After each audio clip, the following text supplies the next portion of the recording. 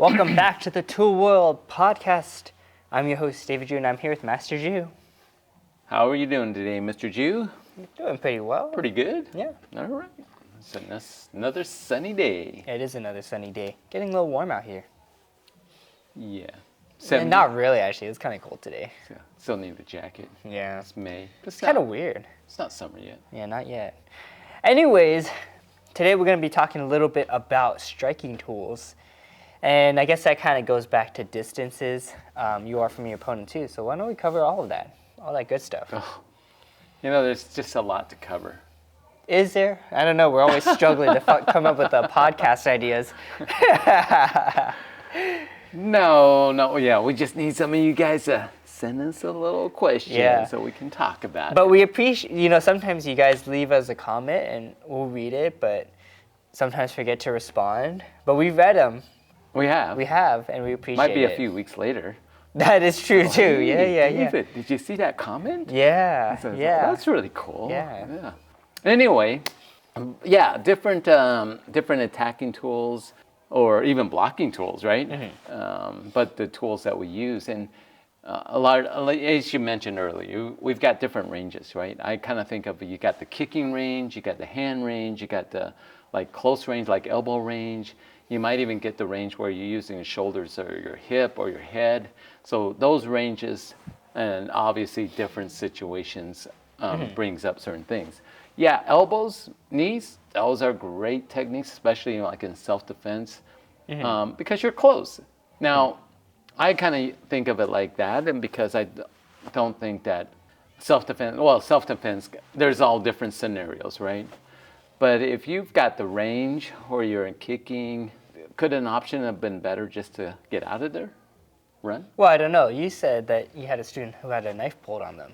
Right. And he kicked them. He did, but he was in a room, so it's not like he could just run away. Right. Right. So then you have to engage in certain things like that. And so, and for him, it was just more of an instinct, more of a reaction than it is to reacting to an attack, right? Because it's different, because if someone's attacking you with, let's say, a knife, then you have to move differently, right? You might move back, you might move forward. Just kind of depends on how you're going to deal with that.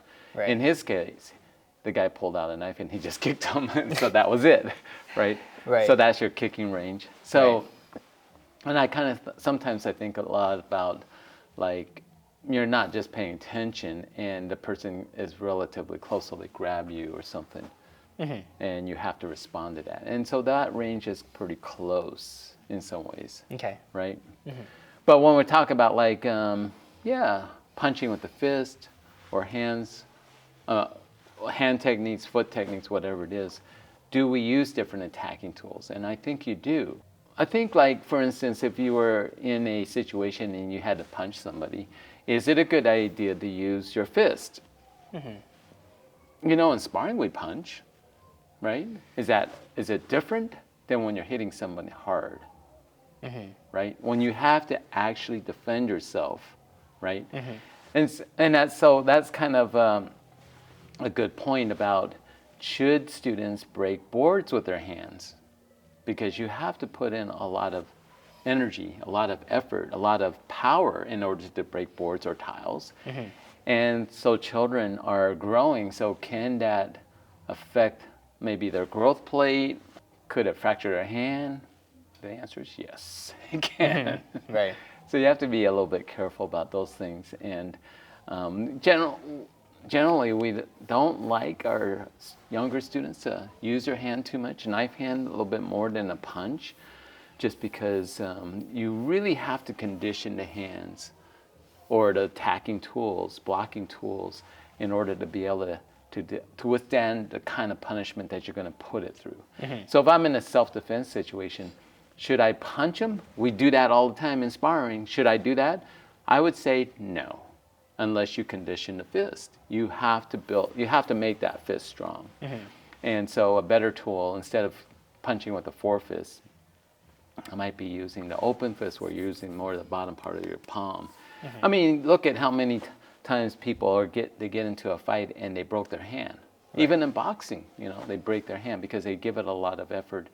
That actually, punching is not as easy as may seem. I mean, when you're punching the air, yeah, sure. But when you actually hit something, it's a little different. You hit a bag, your fist is not correct, and oh, I hurt my wrist. Right, right. You know, so you have those issues.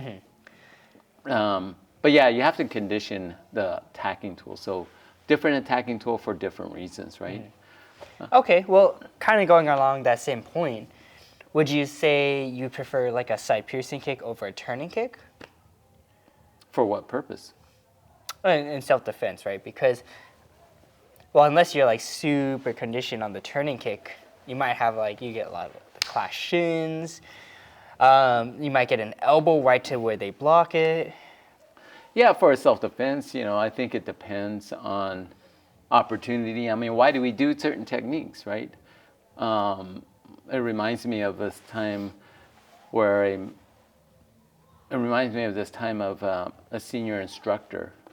And he was a teacher, and he was having to deal with a student, right? And the student apparently was aggressive, and he was coming at him, so he did a reverse turning kick. But he used the back of his leg versus the back of the heel. Why? Well, obviously it distributes the energy a little bit more across the body or whatever you're hitting, so the amount of destruction is not as great. It was enough to like stop him, enough to like stun him, but not seriously injure him. If you want to really injure him, use the back of the heel, hit him in the head, whatever it is, and you're going to have a lot of destruction there. And then that causes different issues because your actions will result in some kind of reaction. Not a physical reaction, but maybe the result of that action. In that case, it's quite viable that, you know, you use that tool as opposed to like a side piercing kick. You could have done a side piercing kick. Right. Or, well, it depends. It depends on, I don't know the scenario. It depends on the range, depends on what's around them. Because let's say you're on an airplane, you're not going to be doing a reverse turning kick. I mean, even if you can stretch high, because the aisles, you got to get that leg up. Right. So you're not going to be doing that. Side piercing kick would be great on a plane, front snap kick. So scenarios are different, and you got to use the right tool for the right situation. Right. Okay, so let's go back to the hand techniques, right? You had the fist, you had the open fist. What about the elbows? Oh, yeah, elbows are great. They do a lot of destruction because you kind of have, not only is, well, the elbow, or, you know, if you It's think strong, about right? It's strong, but you don't get that big of wind up. So you have to actually use your body a little bit more, I think. And so you're getting, I mean, you're always supposed to get your body behind it. When you're trying to give me an elbow. No, I was just saying like Oh, see if I even can if you hurt like love tap someone with the elbow, if it's gonna hurt or not. Okay, we had a little intermission break. Coming back to this, I get some popcorn. don't even remember where we were at. So let's just jump forward a little bit. And you had mentioned that you might use your shoulder or your hip when you're really close. Yeah. How?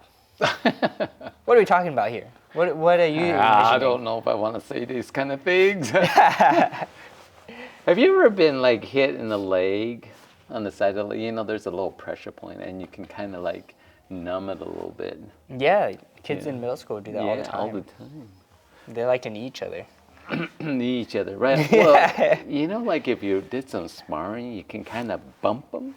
I don't know. It depends on that your umpire. If he says, "Hey, you can't do that," if he knows what you're doing. Right. But yeah, I kind of like to do that a little bit sometimes in sparring.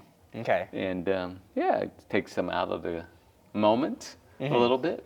You kind of have to be close for that, though, right? You got to close that gap. I kind of think that maybe, you know, so if you're like in a bear hug, someone's in close and you can't use your arms so much, you can always use your body to strike your opponents. I kind of think that you can. Is it really effective? Maybe not as effective as like a full-on kick or a punch. Right. Headbutts, yeah, you can still cause some damage there because you can wind that up a little bit more. You got a little bit harder tool. Shoulder, yeah, I mean, it's not ideal, but you can definitely bump somebody. You can hit them with the shoulder, and you know, you hit them in the right place, and it can still hurt. May not cause a lot of damage. Well, it might also help set up. It might help set up. Maybe exactly. like a throw, so you bump them. Yeah, so take 'em off different balance. different tools for different reasons. Yeah. And you just kind of need to know what they are. And so we talked about that in the previous was it the previous or this one earlier? Why do we do certain techniques, right? We talk about like Yeah, that's this one. that's this That was one. before the intermission. That was before the intermission. I mean, you talk about like WT and ITF. I mean, I don't know the ins and outs of WT, so I can't say what they are. I just kind of know bare bones. Do they talk about all of these little details about like straight kicks and those kind of things? I think you talked about like a last podcast. It could have been last podcast. Yeah. I'm just saying that when you look at